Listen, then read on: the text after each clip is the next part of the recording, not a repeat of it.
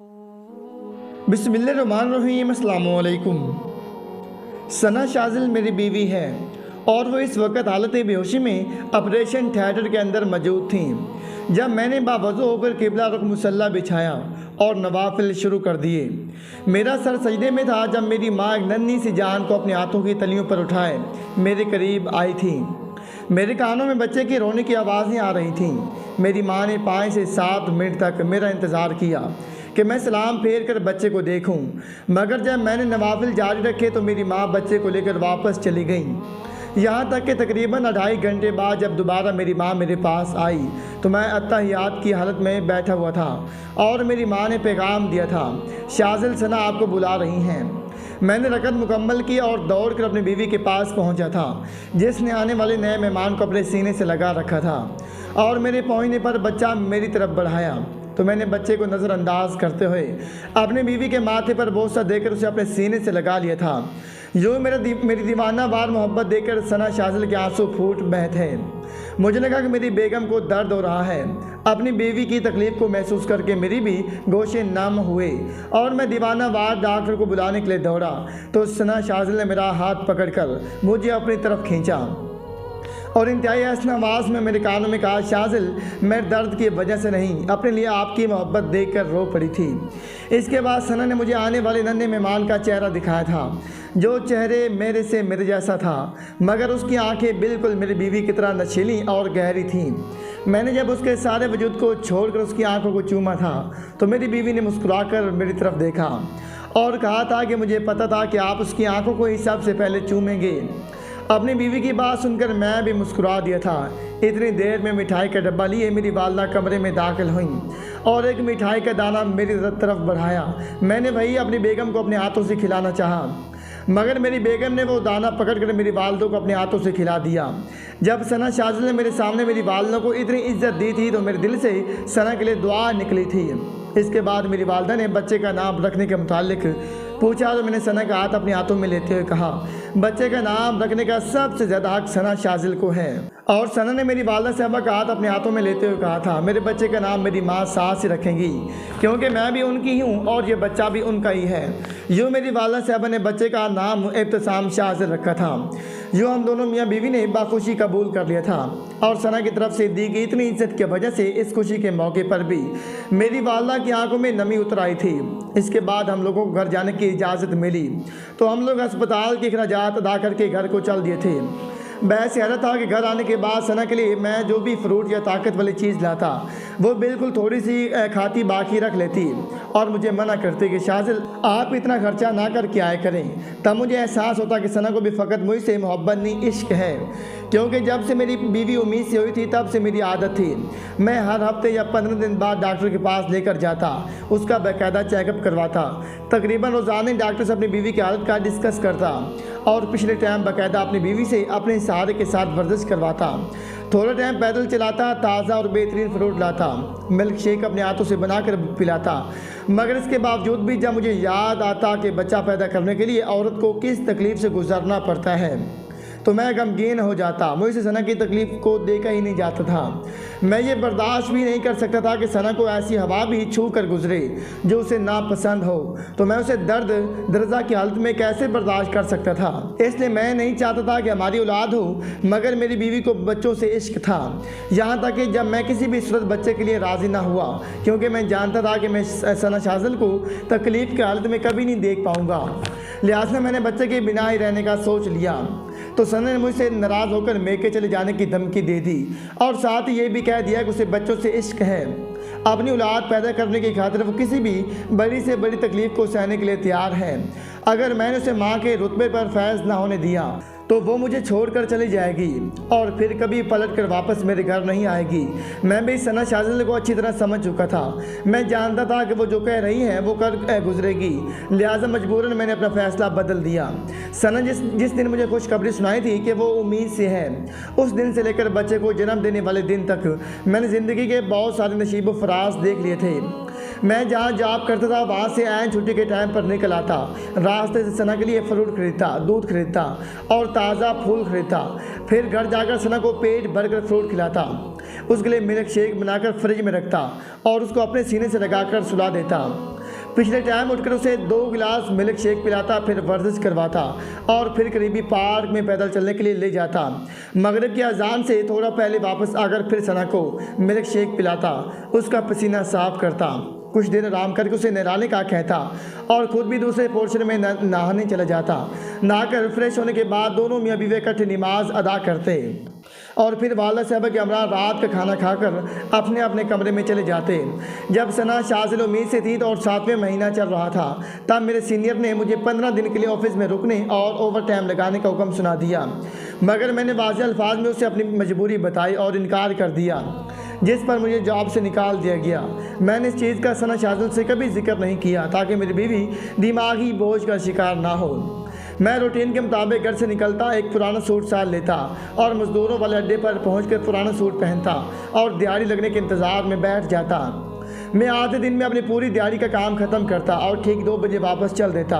अपने रूटीन के मुताबिक सना के लिए फ्रूट, दूध और फूल लाजमी लेकर जाता। आए सना 40 दिन बाद बिस्तर से उतरी है। इन 40 दिनों में सिवाय वाशरूम जाने के मेरी वालदा ने मेरी बीवी को कभी बिस्तर से नीचे पाँव नहीं रखने दिया। एक बार रात को जब हम लोग मिलकर खाना खा रहे थे तो सना ने मेरी वालदा से पूछा कि मामा जान आप मुझे काम क्यों नहीं करने देती, तो मेरी वालदा रो पड़ी, जिससे सना शाज़िल घबरा गई। मैंने वालदा साहबा को हौसला दिया तो उन्होंने बताया कि उनकी बड़ी बहन जब बच्चा पैदा करने वाली थी तो उसके ससुराल वाले उसे वर्जिश के नाम पर और कभी घर के काम करवाने के नाम पर इतनी अजियत देते थे कि दौरान ज़िंदगी मेरी बहन और उसका बच्चा दोनों फौत हो गए थे। मैं आज तक उस दुख से निकल नहीं पाई। मुझे अपनी तरबियत पर पूरा भरोसा था, मगर इसके बावजूद जब शाज़िल तुम्हें वर्जिश करवाता या वाक पर ले जाता है तो मैं छुप छुप कर देखती रहती हूँ कि कहीं मेरी बेटी को कोई तकलीफ़ तो नहीं दे रहा। मैं वैसे भी शाज़िल की हर हरकत पर नज़र रखती हूँ ताकि रोज़े मैशर मुझे खुदा के सामने तुम्हारे किसी भी सवाल का जवाब ना देना पड़े। आप मेरे दामन पकड़ कर ये ना कह सकें कि मामा जान मुझे ब्याह कर आप लाई थी और किस दरिंदे के हवाले कर दिया। मेरी वालदा खामोश हुई तो सना शाज़िल ने अपना बहन का किस्सा सुनाया कि उसकी बड़ी बहन ने जब बच्चे को जन्म दिया था तो उसकी सास ने पहले दिनों से काम पर लगा दिया। जब हम लोग अपनी बहन से मिलने पहुंचे तो मेरी बहन बिरयानी बना रही थी और उसकी सास आवाज़ें लगा रही थी और उसकी आवाज़ें गली तक सुनाई दे रही थीं, जो मेरी बहन को मुखातिब करके कह रही थी कि तुमने बच्चे को जन्म देकर कोई अनोखा काम तो नहीं किया, सारी दुनिया ये करती हैं। इसी दौरान हम लोग दाखिल हुए तो मेरे घर वालों ने ऐसे जहर किया जैसे कुछ हुआ ही नहीं। इतनी देर में मेरी बहन हमारी आवाज़ सुनकर किचन से निकली, जो अपनी आंखों को मसल कर आंसुओं को अच्छी तरह साफ कर चुकी थी, मगर आंखों की लाली उसकी हालत बयान करने के लिए काफ़ी थी। मेरे वालिदैन ने किसी किस्म का कोई तासर ज़ाहिर नहीं किया और नॉर्मल अंदाज में मिलकर वापस आ गए। तीसरे दिन पता चला कि हमारा भांजा फौत हो गया है तो सब हैरान हो गए। फिर जब मेरी बहन ने बताया कि एक हाथ से बच्चे को उठाकर खाना बना रही थी कि बच्चा उसके हाथ से छूटकर गर्म हांडी से टकराकर ज़मीन पर गिरा और हांडी बच्चे पर आ गिरी तो वो झुलस कर मर गया। ये सुनकर हमारा दुख और भी बढ़ गया और आज भी मेरी बहन अपने इस बच्चे को याद करके रोती है। अभी ऐसी दुख भरी बातें हो रही थी कि हमारा बेटा इब्तिसाम शाज़िल उठ गया। उसकी आवाज़ सुनकर हम तीनों उसको उठाने के लिए लपके, मगर मेरी बीवी सना शाज़िल और मैं बच्चे के करीब पहुंचकर मेरी वालदा के एहतराम में रुक गए। मेरी वालदा ने आकर बच्चे को कलमा तैयबा का विर्द करवाते उठा लिया और सना की बेकरारी को समझते हुए बच्चा उसको दे दिया। सना ने बच्चे को सीने से लगाया तो माँ की ममता को महसूस करते हुए बच्चा फ़ौरन खामोश हो गया। मेरी वालदा अपने कमरे की तरफ चल दिया और मैंने अपनी जान से प्यारी शरीक आयात को अपने सीने से लगा लिया और हम लोग भी सोने के लिए बिस्तर पर लेट गए। मैं अपनी बीवी का शुक्रगुजार हूँ जिसने अपनी जान पर खेल कर मेरी नस्ल को आगे बढ़ाया और मेरी ख्वाहिश हर शोर हर मर्द अपनी बीवी की कुर्बानी को समझते हुए उसे बेइंतहा इज़्ज़त और तकरीम दे। और मेरी ख्वाहिश है कि हर शोर हर मर्द अपनी बीवी की कुर्बानी को समझते हुए उसे बेइंतहा इज़्ज़त और तकरीम दे।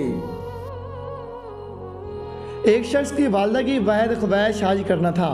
उस शख्स ने अपनी माँ को हज करवाने का ख्वाब पूरा करने के लिए सारी ज़िंदगी शादी नहीं की। इस्लामाबाद मारूफ कालिम निगारो सीनियर साफ़ी ने अपने काले में लिखा कि एक नायब कासिद था, पोस्टल सर्विस के चेयरमैन के दफ्तर पर काम करता था। वो साहब की फाइलें डीजी के ऑफिस लेकर जाता था। फाइलें वहाँ से अकाउंट्स ब्रांच जाती और फिर इन फाइलों को वापस चेयरमैन ऑफिस लाना भी उनकी जिम्मेदारी थी। बंदा मोहम्मद बशीर की जिम्मेदारियां यहीं तक महदूद नहीं थी, बल्कि गर्मियों में साहब के आने से पहले एसी ऑन करना और सर्दियों में हीटर जलाकर दफ्तर गर्म करना, मेज़ की सफाई, डस्टबिन क्लियर करना, बाथरूम में तौलिया, साबन, टिश्यू पेपर, टूथपेस्ट और माउथ वाश रखना, साहब की गाड़ी का दरवाज़ा खोलना, डक्की से ब्रीफ केस निकालना।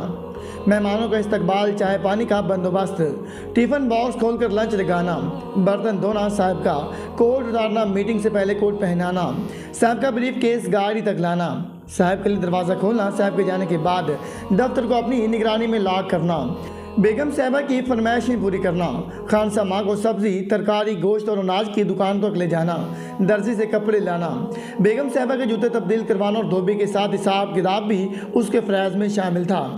लेकिन इन तमाम फ़रज़ की अदायगी के बाद उसे सिर्फ 8,000 रुपये ही मिलते थे। ये 8,000 रुपये उसकी कुल मता थे। ज़िंदगी के तमाम तकाज़े 8,000 रुपये के इस कमज़ोर से स्तून पर खड़े थे और ये स्तून रोज़ दाएं बाएं लड़ता कांपता था। वो नस्लों से गरीब था। वालिद भी नायब कासिदी था। वो फौत होने से पहले ही उसे नायब कासिद भर्ती करवा गया। तालीम अंडर मैट्रिक थी और ये तालीम भी उसने ठंडी नंगी ज़मीन पर बैठ कर हासिल की थी। बहनें शादीशुदा थी मगर वो भी असरतनाक ज़िंदगी गुजार रही थी। एक बड़ा भाई था, वो गुर्बत की वजह से भाग गया। वो आखिरी बार कराची में देखा गया। इसके बाद उसकी कोई खबर नहीं मिली। चेयरमैन साहब की मेहरबानी से वालिद के सरकारी क्वार्टर उसके नाम मुंतकिल हो गया।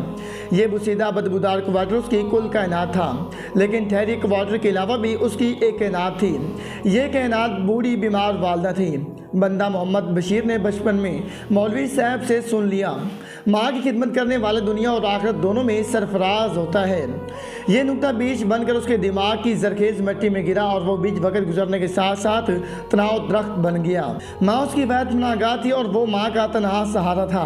वो दिन के वक्त चेयरमैन साहब की चाकरी करता था और सुबह शाम और रात में वालदा की खिदमत, ये उसकी कुल ज़िंदगी थी। मैं आपको ये भी बताता चलूँ कि बंदा मोहम्मद बशीर ने शादी नहीं की। यही वजह है कि उसकी ज़िंदगी कितना दिलचस्प थी। बंदा मोहम्मद बशीर की वालिदा हज करना चाहती थी। ये वालिदा की ज़िंदगी की वायद ख्वाहिश थी। बंदा मोहम्मद बशीर जब माँ की गोद में था तो माँ उसे थपथपाती थी, हिलाती थी, लोरियाँ देती और साथ साथ कहती जाती, मेरा मोहम्मद बशीर मुझे हज करवाएगा, मेरा मोहम्मद बशीर मुझे मक्का मदीने लेकर जाएगा। बंदा मोहम्मद बशीर ये फ़िक्रा सुन सुनकर बड़ा हुआ था। चनाचे उसने माँ के हज को भी अपने फ़राइज़ का हिस्सा बना लिया था। वो माँ को हर सूरत हज करवाना चाहता था। हज महंगा था और बंदा मोहम्मद बशीर की आमदनी कलील थी। वो अगर इस किल्लत में शादी भी कर लेता तो माँ का हज नामुमकिन हो जाता। चनाचा उसने माँ के हज तक शादी ना करने का फ़ैसला कर लिया। वो हर माह अपनी कलील आमदनी से 1,500-2,000 रुपये बचा लेता और माँ के हज फंड में जमा करवा देता। ये फ़ंड चिमटियों की तरह रिंगता रिंगता आगे बढ़ रहा था। हम स्टोरी को यहाँ रोकती हैं और ये आपको बताती हैं कि लोग मोहम्मद बशीर को बंदा मोहम्मद बशीर क्यों कहती हैं। अल्लाह ताला ने मोहम्मद बशीर को आजिज़ी और इंकसारी की नेमत से निवाज रखा था। वो जिसको भी अपने तारफ़ करवाता डरा सा झुकता था और सीने पर राह रख कर कहता था, बंदे का नाम है मोहम्मद बशीर। सुनने वालों को हंसी आ जाती। लोगों ने आहिस्ता आहिस्ता उसका नाम ही बंदा मोहम्मद बशीर रख दिया था। वो इस टाइटल पर खुश था और वो दरख्वास्तों में खुद अपना नाम बंदा मोहम्मद बशीर लिख देता था और यूँ वो सचमुच में बंदा मोहम्मद बशीर बन गया। हम वापस माँ के हज की तरफ आती हैं। बंदा मोहम्मद बशीर ने बहरहाल 2005 में हज के पैसे जमा कर लिए। वो दरख्वास्त जमा कराने गया तो पता चला कि माँ महरम के बगैर हज नहीं कर सकती। ये नई इब्तिदा थी। वो बड़ी मुश्किल से 10 साल में एक हज के पैसे जमा कर पाया था। वो अपने लिए कहाँ से पैसे लाता। वो हिम्मत हार गया और परेशानी के आलम में गलियों में फिरने लगा। इस दौरान एक और वाक़या पेश आ गया। मोहम्मद नईम साथी नायब कासिदा नईम का बेटा पतंग उड़ाता हुआ छत से गिर गया। बच्चा शदीद ज़ख्मी था। नईम को ऑपरेशन के लिए 2 लाख रुपए चाहिए थे। उसने दौड़ भागकर लाख रुपए जमा कर दिए। लाख रुपए की कमी थी नहीं, मजबूरी के आलम में बंदा मोहम्मद बशीर के पास आ गया। मोहम्मद बशीर अजीब मखज़मे का शिकार हो गया। वो आज की दूसरी दरख्वास्त के लिए खुद कर्ज तलाश कर रहा था, जबकि मोहम्मद नईम उससे माँ की दरख्वास्त के पैसे भी मांग रहा था।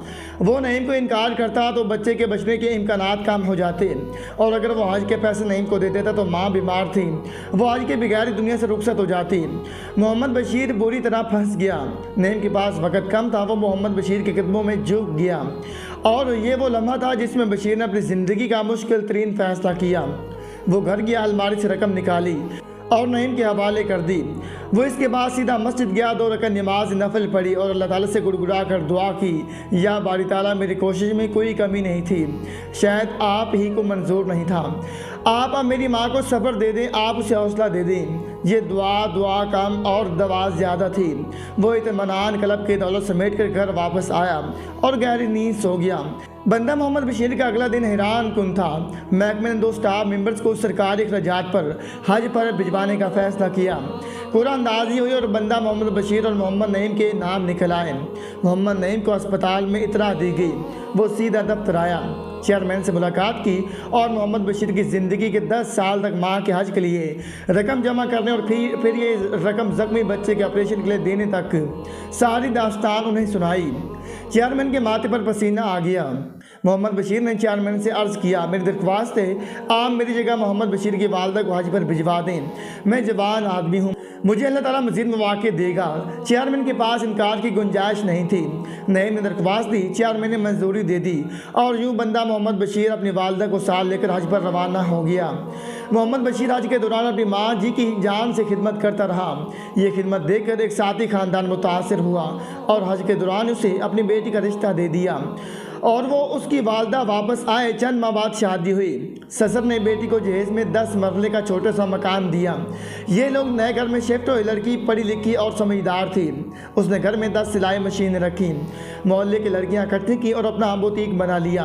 बुटीक कामयाब हो गया। आज 10 बरस बाद बंदा मोहम्मद बशीर मलक मोहम्मद बशीर बन चुका है। ये हर साल 10 ज़रूरतमंदों को हज करवाता है और अल्लाह ताला का लाख लाख शुक्र अदा करता है। यह अपनी कामयाबी को कामयाबी नहीं हज अकबर कहता है। एक ऐसा हज जिसका दरवाज़ा मोहम्मद नईम के ज़ख्मी बेटे के सर में था और मोहम्मद बशीर इससे फटे हुए खुले सर से होता हुआ खाना काबा पहुंचा था। The best road to Mecca.